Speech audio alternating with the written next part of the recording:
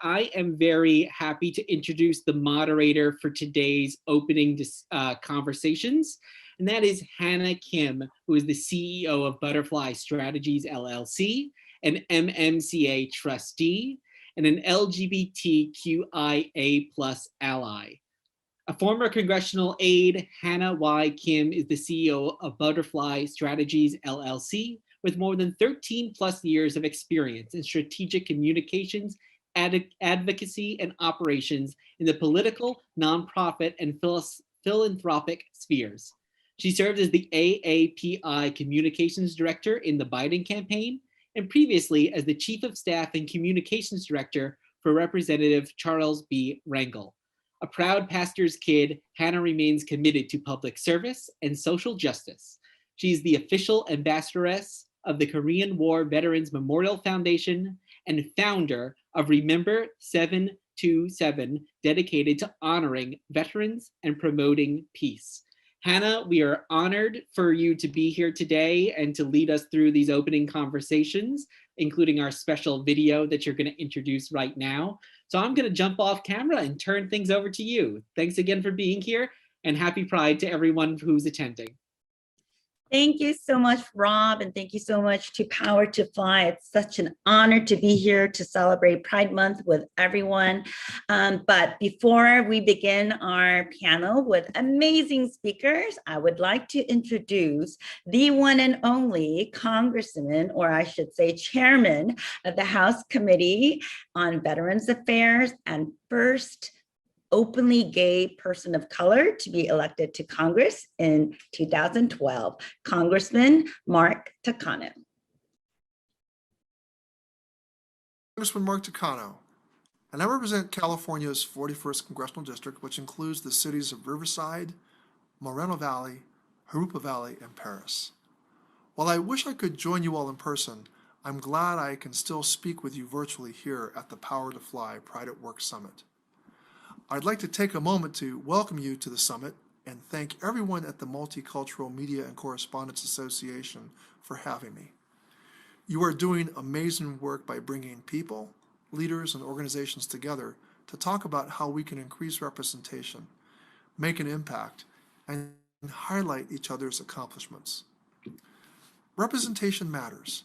As one of the co-chairs of the LGBTQ Equality Caucus and the first openly gay Asian American to be elected to Congress, I always look forward to a celebration that brings our communities together during Pride Month.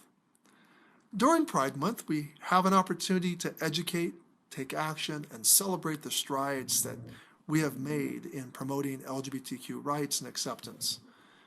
This month, we honor the brave and bold individuals who have come before us and paved the way for progress here at home, especially Black trans women and queer people of color. Our successes as a community must also be credited to organizations like MMCA. I applaud the dedication and selfless work that you all do to create a platform that welcomes LGBTQ individuals into the workplace. Like many, I know how complicated and painful entering into a new work environment can be. When I originally ran for Congress for the second time in 1994, after a very close race in 1992, I was outed by my opponent on the front page of my local newspaper. I don't believe that the accusation that I was gay was the factor that deepened my loss during my second bid, but clearly my Republican opponent believed it would damage me. Rather than give up on what I believed I was called to do, I ran for re-election for my local office and continued to serve my community. I was reelected several times before I would have another opportunity to run for Congress in 2012, 18 years after that second loss. Now, during those 18 years, both the nation and my own community would change because so many LGBTQ people everywhere came out to their families and to their workplaces, and they participated in politics. Little by little, friends, family, and workplaces began to see LGBTQ people be humanized and be visible. Progress toward full equality came in fits and starts with one step backwards for every 2 steps forward. In my own state of California, the state Supreme Court ruled in favor of marriage equality, only for that ruling to be overturned by a statewide initiative. That statewide initiative was later invalidated by the United States Supreme Court. It was after young people at Rialto High School were outraged by the passage of Proposition 8 and their demand for the creation of a gay-straight alliance club on campus that I, as a teacher at that high school, believed that my own community was ready to elect a gay person to Congress. That moment was not generated by me alone, but by the hundreds of thousands of LGBTQ people who had the courage to come out of the closet and change hearts and minds. So I did run for Congress a third time, and that time I won. My victorious persistence is a reflection of the LGBTQ community's persistence. I think we can all agree that we took a huge step backwards under the previous administration after making historic progress. We are regaining our footing under the present administration, and our recent experience should forever imprint upon us a lesson that progress is never on autopilot or absolute or irreversible. That's why we need a powerhouse organization of strong and intelligent women like MMCA to help foster relationships with companies that want to be more inclusive to a diverse group of employees. Progressive leadership within the corporate world is indispensable. So I want to thank you for being such progressive leaders. I want to thank you for every minute you spend uplifting the lives of others. Your work does not go unnoticed, and it will live on in future generations who will be able to be themselves in full equality. Thank you, and I hope you enjoy the rest of the summit. Happy Pride.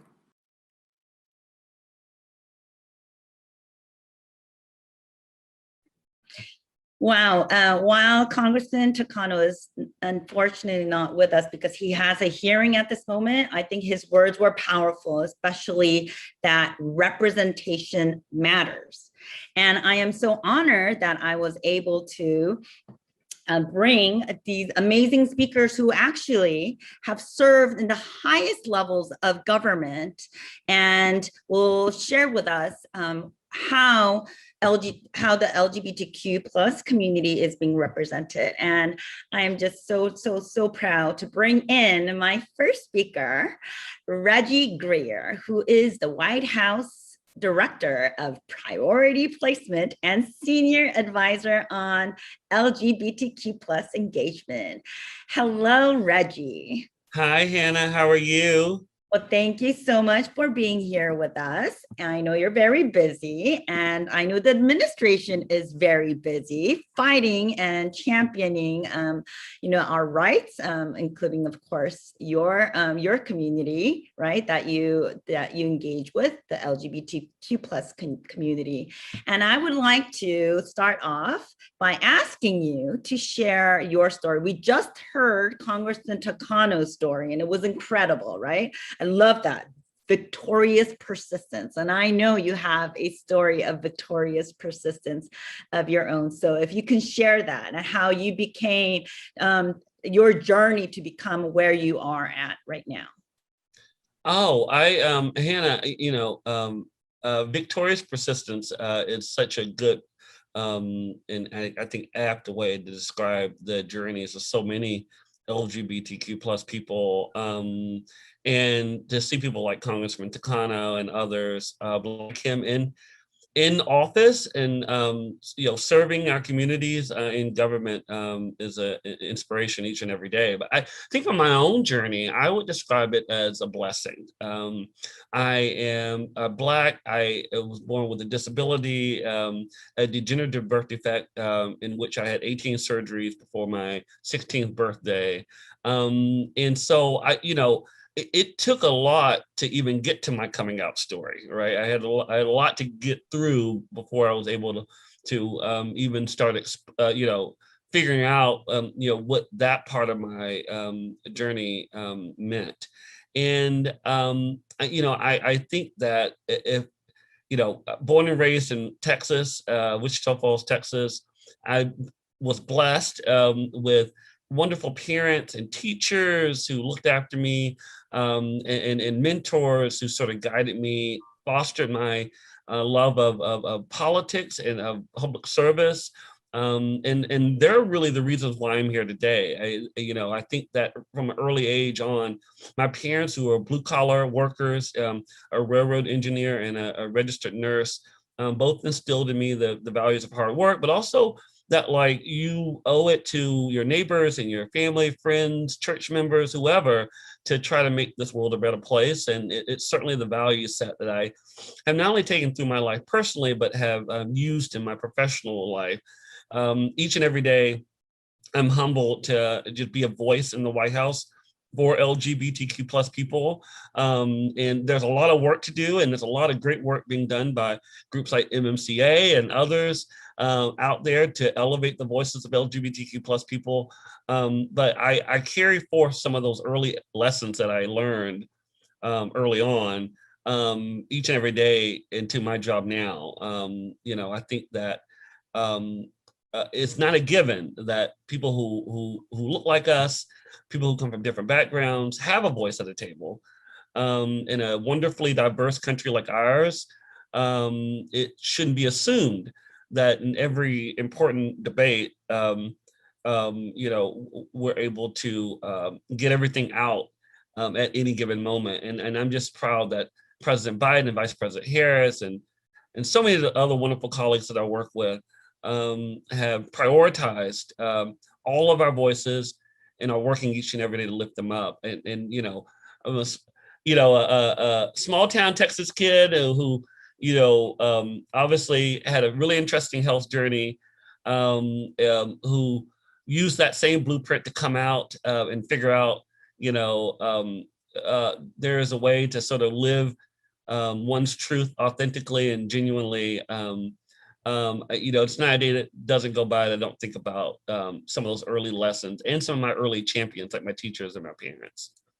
Wow. You know what? First of all, I've been to Wichita Falls. You've been? Oh my goodness. There's a beautiful Korean War Veterans Memorial there. So yes, everyone go check it out.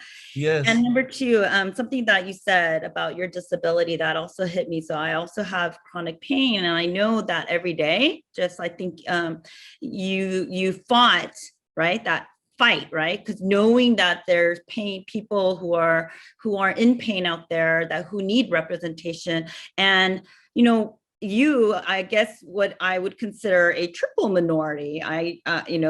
Black, right? So minority in terms of color, disability, and sexual orientation. And I consider myself triple, minority as well, as an immigrant as well, person of color.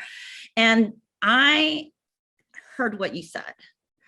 Somebody could look at that and look at, woe is me, but you looked at it and you called it a blessing. Wow.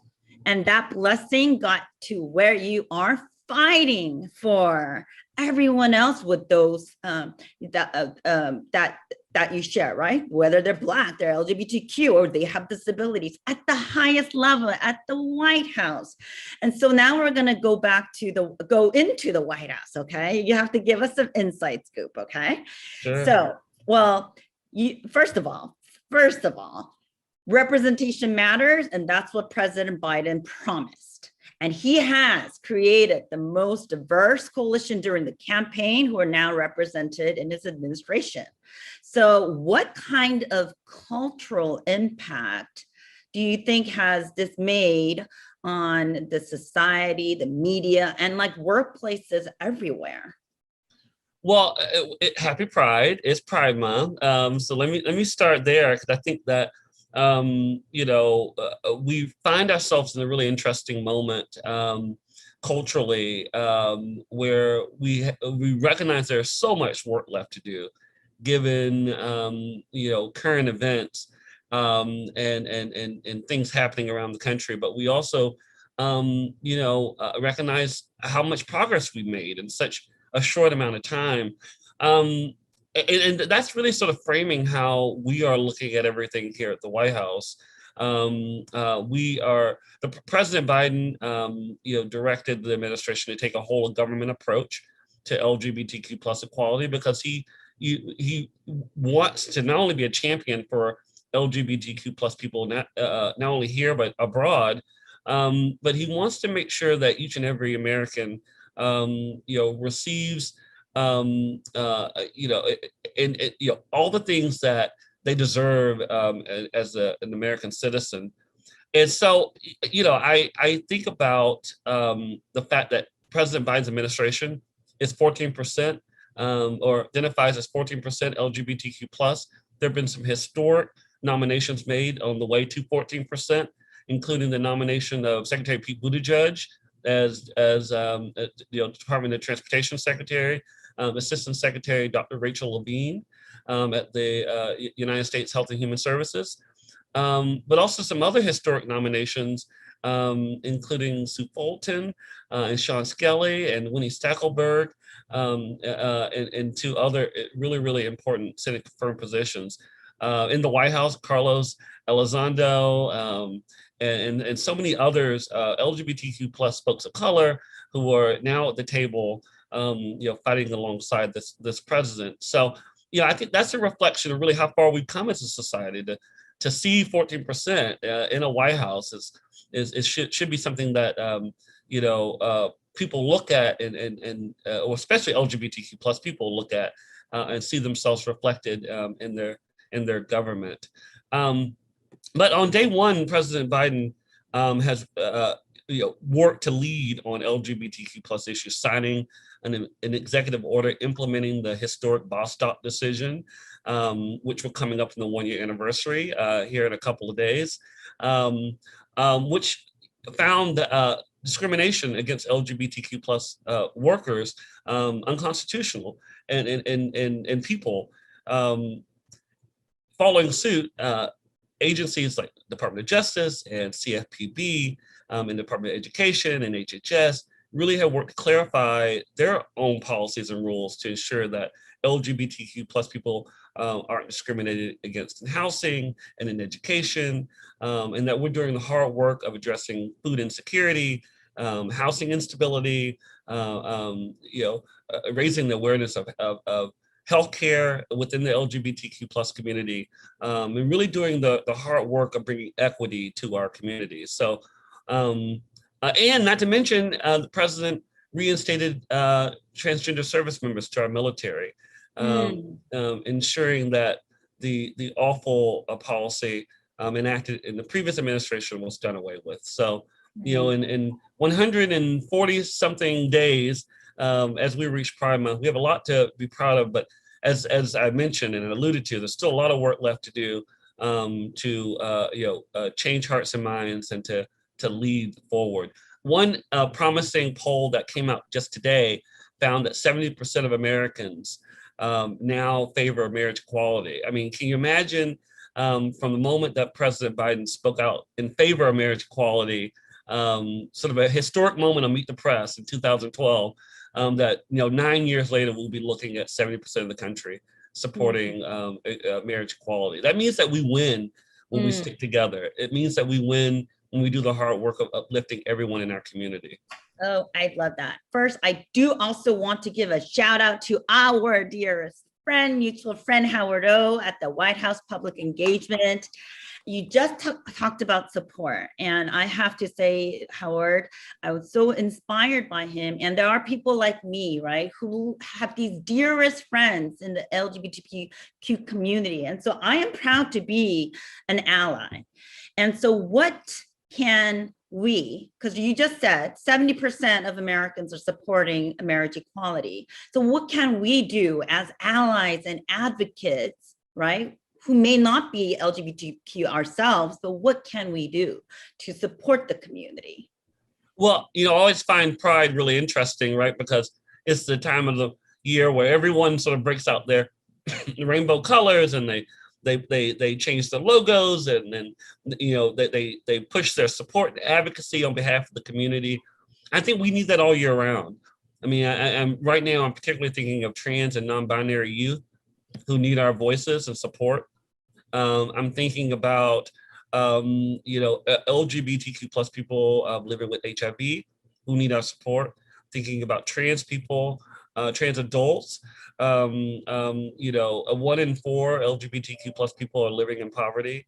There's people we need to continue to talk about the economic well-being of members of our community. Allyship means that your voice never goes away. That is always there in every debate. Uplifting LGBTQ plus people are everywhere. And as I mentioned earlier, when that happens, we win. When people see that trans youth have our support at the state, local, and federal level, it is less likely that attempts to discriminate against them are successful. When they see your voice and they see your support, we're able to turn back the tide of any sort of discrimination against our community. So I would just encourage you, find LGBTQ plus people in your life, have the important conversations that you need to have, and continue speaking up and speaking out. And as the president has said often, he has our back. This administration is going to continue to take a whole of government approach. We know we still have a lot of work to do. And it's really with organizations like MMCA and some of the other important organizations that we'll continue to liaise with and talk to ensure that that important work is done. And Howard is amazing. I also have to do my own shout out to him as well. Yes, for everybody's record, Howard did serve on the Biden campaign as Reggie's deputy, right? Fighting for LGBTQ community. So thank you, Howard. And thank you to Power to Fly for having Reggie on today. Everyone who's watching, please follow Reggie at Reggie Greer 46. So what does 46 mean? Oh, it's just a 46th president. Oh, duh. Yeah. Hello, Yeah, that's it. Yeah, on Twitter. I need my coffee. Can you see my coffee cup? It does say love. I can't. Love is love. That's right. Love is love. Love is love. Okay. Well, thank you so much, Reggie. I know you're very busy, and we're going to watch what the great things that you guys do in the White House, and so we thank you in advance for fighting for all of us. Thank you, Hannah. Mm-hmm. And happy Pride to everybody. Okay, thank you. Bye. Bye. And I am so happy to now bring in another champion, Morgan Butler, who is currently the engagement and outreach manager for public policy at Twitter, but she was a former colleague as she served as digital director for the House Whip, Jim Clyburn. So I bring in Morgan Butler. Thank you for Morgan, how are you? Doing good. How are you? Yeah, we have a lot of mutual friends as well. Will Reese, give a shout out to him in the majority Schumer's office. But tell us your story, because you have, first of all, you have too much talent, okay? Like looking at your bio, you're an assistant professor at the San Francisco Film School. You say when you're not busy and working, you create, videos, and I'm saying, okay. So please share with us, okay, your story. And it's for a lot of people watching, the whole idea of working on the Hill. What's even a digital director, right? That's very ambiguous. So if you can also share that as well. Yeah, of course. So my journey was definitely not as straight and narrow as I thought it was going to be. I actually had a background in sports broadcasting, so that's why I still work for the Wizards now, part-time. And I just kind of landed in politics. I needed a job after college and ended up at a think tank out here, and kind of worked my way up to the Hill from there. But it's definitely been an interesting journey. I liked what Reggie said about it being a blessing, because I would definitely take that and use that as well. There's a lot of times I've been in spaces where I'm the only person that looks like me in those rooms, but at the end of the day, I feel like that gives me a platform and lets me use my voice and kind of represent our community in ways that they're not often represented at the table. And so my work as a digital director, for those that don't know, most members of Congress do not run their own social media accounts. Really? So, yeah. So there's a whole team of us that work for members, and we're the ones creating content. We're grabbing the photos, we're shooting the videos, and we're the ones, tweeting and posting and doing all that behind the scenes. So I started the Joint Economic Committee doing that, worked for Schumer for a little bit, and then moved over to Clyburn's office, where I most recently left. And it's been amazing. I've been in a lot of rooms, a lot of spaces, gotten to see and do a lot of really cool stuff. So. Well, so you've now seen the chatter on social media, as digital director for, not only Congressman Clyburn, but you said Schumer, and now at Twitter. Okay, so you're inside and now outside, but you're still seeing all the chatter. What kind of changes in terms of people's attitudes, feelings? And it is true on Twitter, we see a lot of reporters, right? People in the media. So what kind of changes have you been able to witness?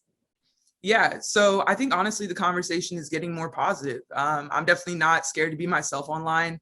Whereas, a few years ago, I definitely probably would have been a little bit more cautious just because, the internet can be a very unforgiving place.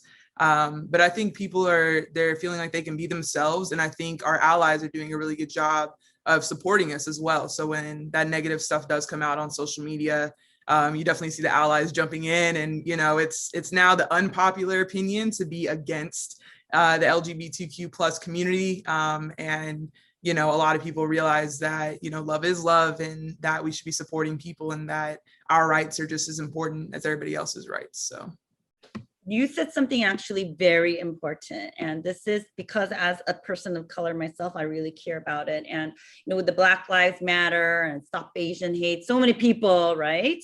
Thank goodness they came out and support, right?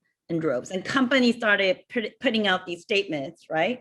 Black Lives Matter, we support Stop Asian Hate. But I always believe you got to actually, what are you doing about it, right? Are you putting money in it? Are you investing in us? So we've all heard of rainbow washing, right? Especially on social media.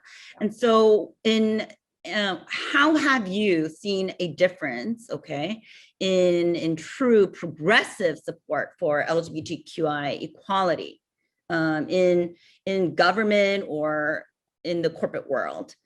Yeah, so I think the biggest shift is that LGBTQ plus equality is no longer a talking point. It's an action item now. So people understand that, we can't just sit here and say like, oh, we support Pride Month and we're gonna put up our rainbow flag and that's it. They understand that they have to help fight for equality. And we've seen that in the House. The House passed the Equality Act earlier this year. They also passed it last Congress as well. And from what I've seen, it looks like the Senate is about to vote on it, hopefully, fingers crossed. So we're seeing some real action from progressives and not just talk.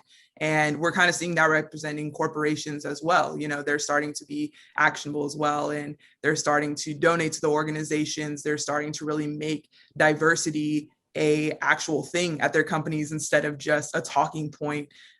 So I think we're seeing the representation across the board, and I'm excited to see what action items they put into effect. Thank you.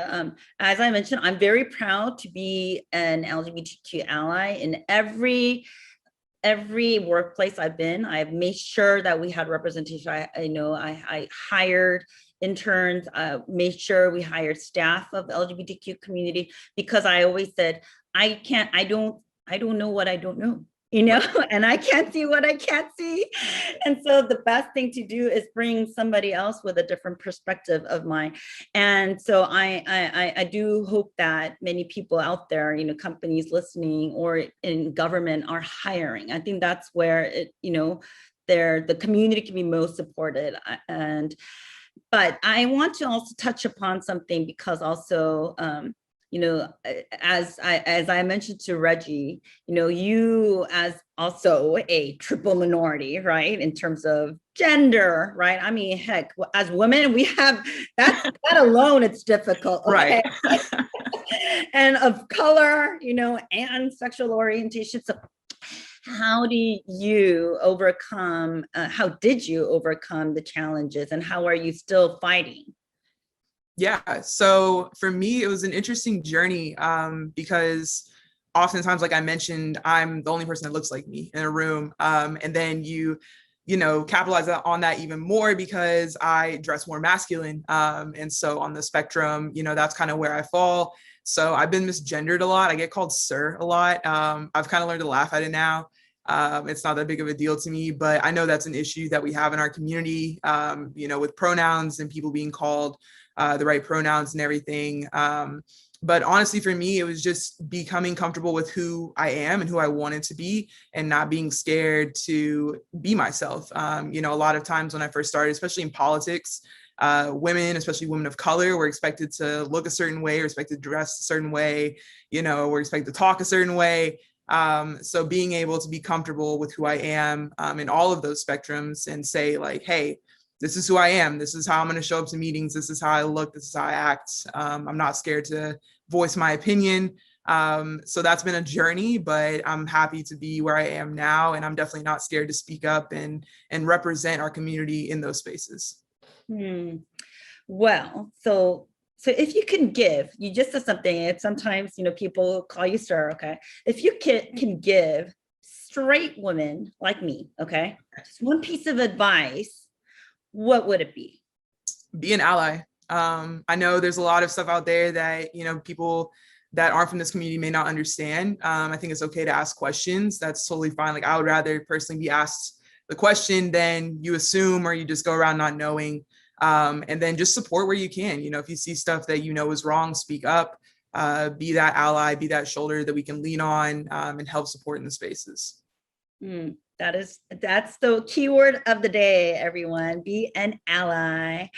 And going back to you, so if you can go back in time, because I believe you're a millennial, right? So I think as millennials, we've transitioned from more of a homophobic society when we were much younger, right? Whereas now, I believe teenagers have absolutely no problem saying what their sexual orientation is. So if you can go back in time to and give yourself one piece of advice, what would it be? Honestly, that it's going to get better. I definitely came from the era in time where, growing up, there was a lot of homophobia. I'm from Texas. If Reggie's still on the call, I'm from Carrollton. So I know Wichita Falls very well.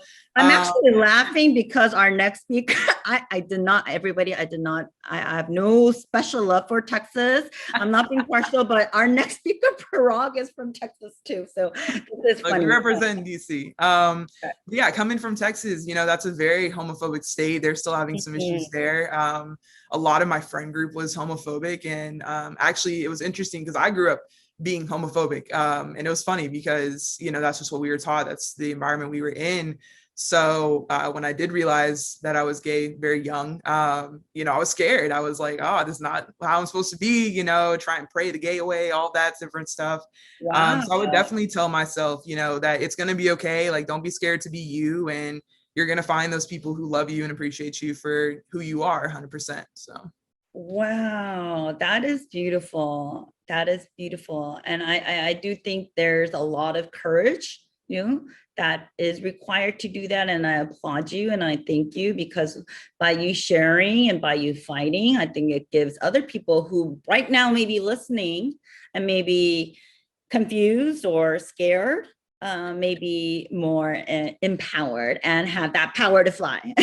I got to plug in power to fly. So thank you so much, Morgan, for sharing, your very personal story with us and your time. And everyone, you can follow Morgan Butler at Morgan underscore Morgan Butler 11. Did I do that Morgan right? Underscore Butler 11. Yep. Yes. Thank you so much, Morgan. Thank you, Hannah. Okay, I am very excited. It's last but never the least, okay, to bring in my dearest friend, Parag, who is currently the Senior Vice President at MasterCard and Executive Director of the MasterCard Center for Inclusive Growth, and former Chief of Staff to U.S. Surgeon General, Parag Mehta. Hi, Hannah. Hello. Okay. before we get into, a lot of the details, I like everybody else, I want you to share your story because, whoa, there's a lot to unpack right there, right? Also, as Asian America AAPIs, so please share your journey. Yeah, thanks, Hannah. I appreciate you inviting me, and it's so great to be in this session with Reggie and Morgan. You noted that all three of us are Texans. Another fun fact, all three of us are Texans from small towns. You don't hear Houston, Dallas, Austin, El Paso here. You're hearing Wichita Falls and Carrollton, and I'm from Temple, Texas, which is a very small town right in the center of the state. My parents are immigrants. They came here from India, and I was born and raised in the United States. I grew up in Central Texas, and I think I knew I was gay when I was around 8 years old. I didn't have a name for it yet, but I knew that I had attraction to other boys. I'll never forget my third grade teacher asked me to show a new student around campus. His name was Matt Patelski, and I was just so deeply in love with him. But what's interesting is I knew in that moment that I should not articulate it. Like, no one had ever set me down and had a conversation saying being gay is bad. I didn't grow up in a faith organization that told me that homosexuality was a sin. But somehow I knew intrinsically not to talk about this. And I think that has a lot to do with representation. Because when you don't see LGBT people in leadership, in politics, in government, on television, and in the movies, then it gives you a very real sense that there's something abnormal. There's something not right about having these feelings. And so I'm really grateful to Morgan for what they're doing at Twitter and Reggie for what he's doing in the White House. Because I wish as a kid in rural Central Texas back in the 1980s, I had people like that to look up to. Well, now you are the person that people are looking up to. So we're like looking around. I'm here. So now you got there. Okay. So what was it like, okay, to be one of the first LGBTQIA AAPIs? And for those of you listening who don't know what that is, that's Asian American Pacific Islanders, to serve at the highest level of government. I mean, this, mind you, this was still in the Obama administration, was still, early on, right, in the fight for marriage equality as well. So what kind of impact do you think it had on, I know you have a comms background, so like in the communications world, as well as the AAPI community, and just in general within the government? Yeah. So, you're right that there were a very small number of us who identified as LGBT and were in the API community serving in government. But I think what's interesting is we all kind of found each other. And so I didn't really feel as lonely as it sounds because, when I came out of grad school and I arrived in DC 21 years ago at the very end of the Clinton administration, I got a job working for the White House Initiative on Asian Americans and Pacific Islanders. This was a brand new office at the time, had just been created by President Clinton to address the unmet needs of our AAPI communities. And it just so happened that the woman running the initiative, the first executive director, was Indian American, like me, was from Texas, like me, and she was a lesbian, and she was an out lesbian. And so what a gift that was to have my first boss in a professional job be an out gay AAPI South Asian woman, because right there it set the tone that we're not going to hide who we are, we're not going to apologize for who we are. In fact, we're going to bring our whole selves to work. And since that time, over those last 21 years, I have had the privilege of working at the DNC, of working in the Obama administration, of working on political campaigns at all levels, and now in the private sector. And each time I've been surrounded by LGBT AAPI colleagues like Howard O, who you mentioned earlier. There's a lot of us, and we are very active in social justice. We're very active in politics, and we found each other and we support each other. I do have to give a shout out to Jason Tango and Dennis Chang, who have been fearless and fighting for not only the LGBTQ community, but the AAPI community as well. So I will introduce your dearest a little bit later, but yeah, I actually married one of them too.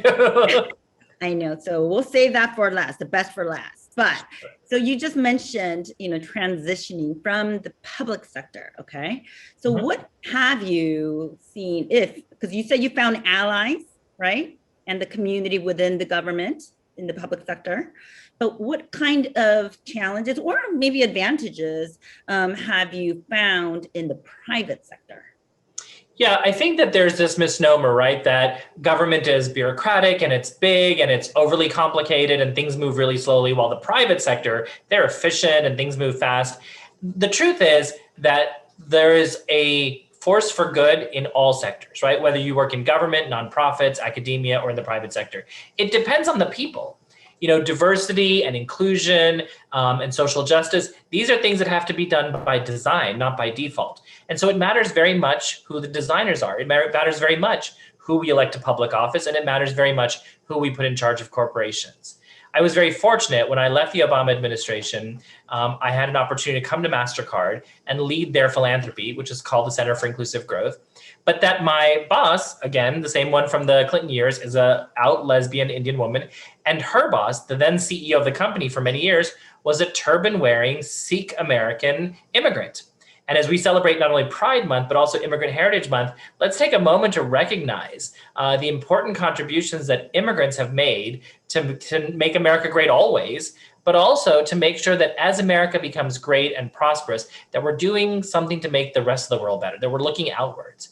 And so I joined MasterCard in large part because that CEO, a man named Ajay Banga, had this vision of a world in which we're making profit, but putting that profit to good use to make the world better. And so that's why I came here. And it's been a really incredible experience to try and do the same kind of social good we did in government, but do it from a private sector vantage point.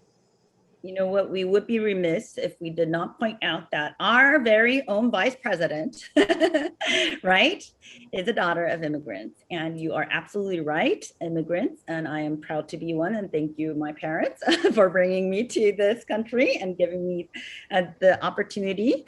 But and I love what you said, we have made America great always. I love that. I'm going to use that. I love that. And so thank you so much. But I want to go back to what you just said. Okay, so you're now at Center for Inclusive Growth. Mm-hmm. What is that? What does inclusive growth, I mean, it even mean? And what does and how does it impact the immigrant community, the people of color, right, the API community, or the LGBTQ community? Yeah. So look, for a long time, we have talked about income inequality, right? This growing divide between the haves and the have-nots. And that is getting bigger and bigger in our country and around the world. There's this other big problem that we're not talking enough about, which is information inequality. Who has access to the internet? Who has access to data and data science? And those who are in the know and those who are in the dark. And what we've done at the Center for Inclusive Growth is for the last 7 years, we put a specific lens on those two big challenges. How do we close the divide in income and wealth? And how do we close the divide in information to connect the world to digital financial services, financial inclusion? But ultimately, this is about more than banking the underbanked or connecting people to digital payments. It's really about making sure that as an economy grows, that everybody benefits from that growth. And Hannah, you and I know that that has not been the case for the last 40 years, is that America's become incredibly prosperous. Other countries have become prosperous, but a lot of people have been left behind that prosperities. So what we're trying to do at the center is through our research and our programs and our $500 million in philanthropic grants, we're trying to make sure that that prosperity is shared. And I would be remiss if I didn't point out today that a big announcement was made by our colleagues at the MasterCard Foundation, also led by a South Asian immigrant woman in Canada named Rita Roy. They just committed $1.3 billion to fighting COVID in Africa by making sure that there is equitable access to vaccines and therapies. And that is so important because if the world is going to recover, we either all recover together or not at all. And so this contribution by the MasterCard Foundation is really building on this idea that as we do well as a company, they have more money to donate and they're able to do more good in the world. So MasterCard makes money and you spend it on good. Is that right? To make sure. And not just the money, by the way. I mean, that's easy. Writing a check to something you care about, that's the lowest form of philanthropy. What we're doing is taking it to the next level, which is saying, if you want Black-owned small businesses to be able to survive COVID and to succeed, if you want to make sure that more workers have better access to benefits, if you want to make sure that we're bringing the prosperity of the digital economy to everybody, you've got to do more than write a check to it. You've got to put your data and your people and your technology and all of your assets to work to try and do it. And that's what I've been getting to do for the last 4 years. I've worked in philanthropy myself, and I do have to say it's like the best of both worlds, right? You're technically not in government, but you're still serving the public sector and the public good. And I hope that many people watching this, may be interested in the Center for Inclusive Growth. And I hope you guys are hiring. Yes, we are. MastercardCenter.org. We have jobs available right now, and we're looking to build out our team. So please come and visit us and check out our work. Oh, yeah. I mean, if this is the executive director, that says a lot about the organization. So now, in time for saving the best for last, okay? So I have the utmost respect for you because of just who you are and what you do. But also, I mean, you right now, okay, are fighting before the highest court in India, the Delhi High Court, to legalize same-sex marriage for 1.2 billion people. Yeah. That, me saying it, I get goosebumps because please, you tell us what this battle is and what the story is. And I hope we could have a little cameo of whom.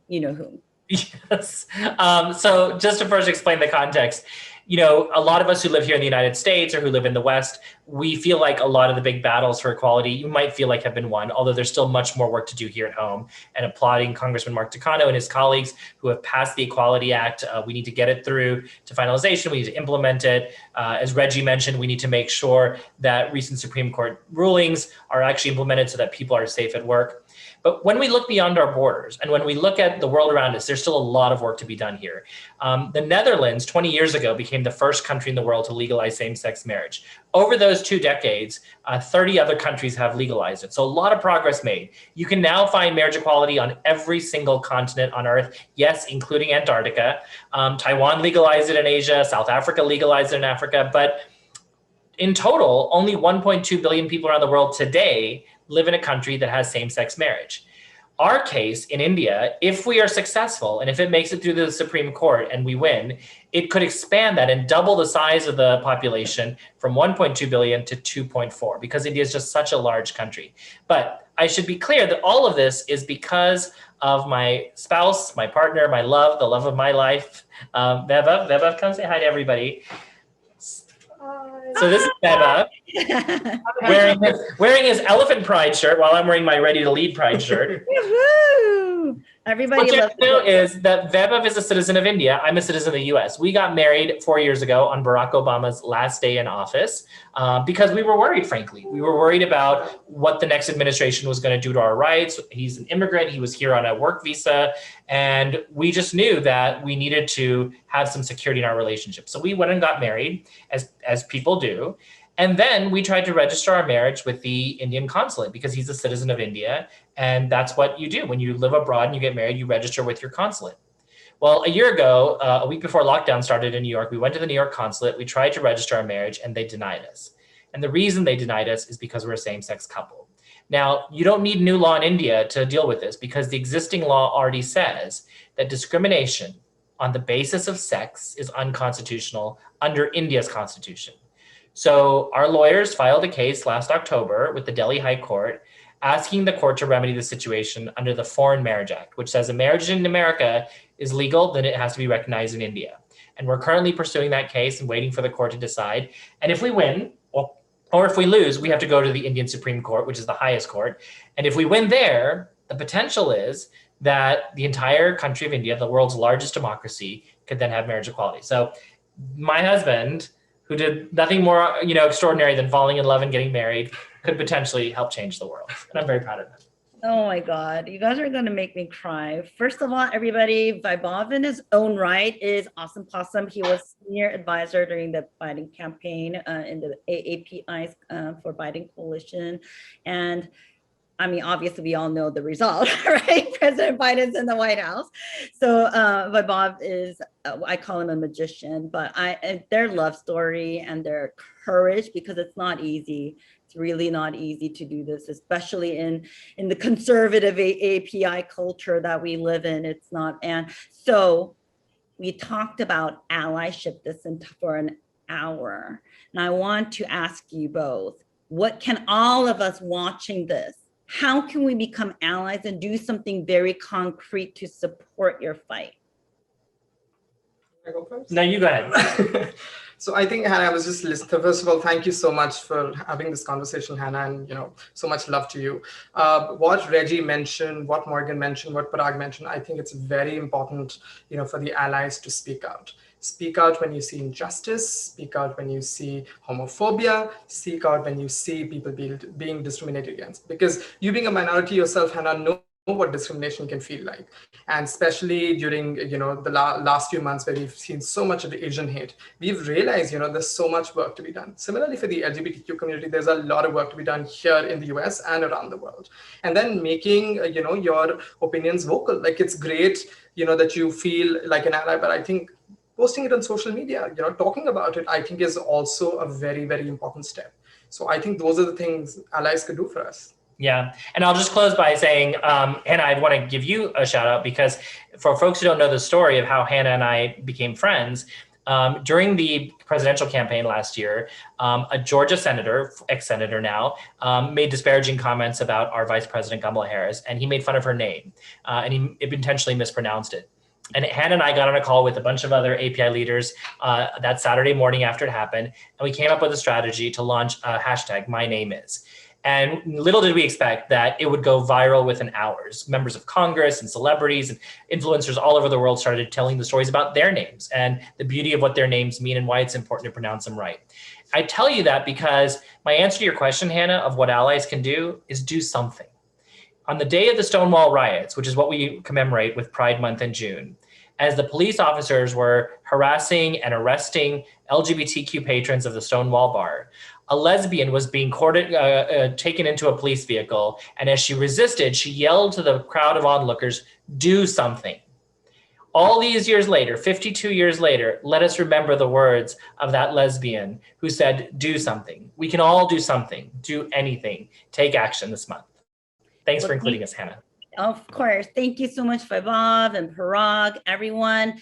Parag's Twitter handle is Parag with IE at the end, PARAGIE at the end. Thank you so much for being here with us. And for me personally, as I said, I am a proud LGBTQIA plus ally, and I would love to be an ally to all of you, whether in your journey, finding a new career, or just if I could help in any way. And so I actually never had a LinkedIn account, but I created so that if anybody wants to connect with me here and I can help in any way, you can. And so my LinkedIn, I think the handle or the URL, if you will, is Miss Hannah Y Kim. So MSHANNAANNAHY Kim. So please feel free to connect with me and contact me. So thank you so much to all my panelists, to Reggie, to Morgan, to Parag and Vaibhav, woohoo! And of course, for Rob and Power to Fly for providing this platform, and the MMCA. So thank you all. Happy Pride Month. Wonderful moderator, and for putting this panel together. Again, big thanks to MMCA. All these discussions are going to be available in about 1 week on Power to Fly to rewatch for free. So if there's anything you want to re-listen to, those will be available. We'll also make sure we share more information about our speakers today, about our amazing moderator, Hannah Kim, as well as more information about MMCA. So thank you again, Hannah, for putting this together. I can't think of a better way to start our conversations this week with, the call to do something, as Parag just said. So thank you again.